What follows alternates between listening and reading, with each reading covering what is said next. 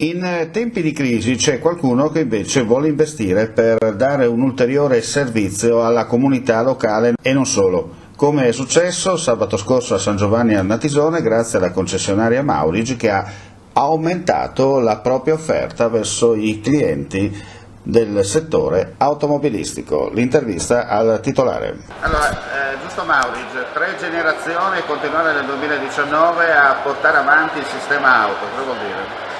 Beh, il sistema auto è in continua evoluzione, come l'evoluzione del sistema di tutto il mondo, naturalmente anche l'artigiano non può rimanere fermo. A me piace dire che sono un imprenditore artigiano, un artigiano che cerca di sfruttare tutte quelle che sono le possibilità che può offrire il mercato per una crescita costante e continua, naturalmente cercando di cavalcare il cambiamento, non di aspettare in modo fermo, stando fermi. È un investimento importante, ma sicuramente oggi stiamo festeggiando un inizio di un incremento di una, fra virgolette, nuova attività, perché sarà sicuramente un cambiamento radicale nel proporsi della nostra azienda. Ecco, soprattutto lei ha sottolineato una cosa importante, no? Portare avanti in questo periodo qualcosa di innovativo, perché è facile dirlo, ma poi metterlo in pratica non è così semplice.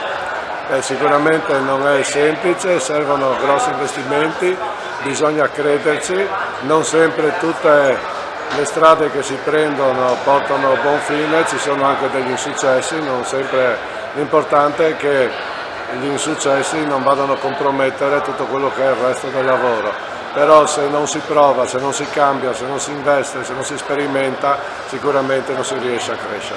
Soddisfazione anche da parte del presidente di Confartigianato Udine, Graziano Tilatti. Messaggio di speranza e di determinazione per rilanciare questa zona.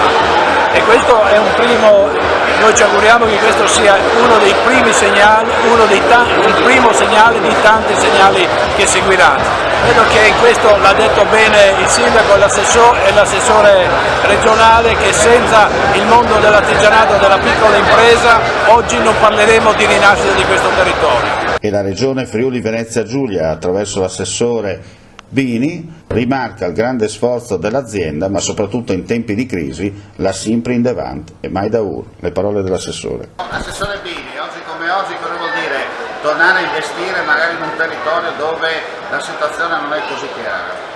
Crederci significa dare una speranza ad un paese, ad un territorio. Oggi ho avuto la fortuna di presenziare a un'inaugurazione di uno stabilimento, di un capannone importante per il territorio di San Giovanni al Natisone, ma soprattutto oggi ho avuto il piacere di conoscere delle famiglie, ho avuto il piacere di conoscere degli artigiani che in questi anni con coraggio, determinazione, altruismo hanno investito parecchi denari, ma soprattutto hanno investito nelle risorse umane che hanno caratterizzato la loro squadra. Insomma, un ottimo esempio che va seguito e perseguito.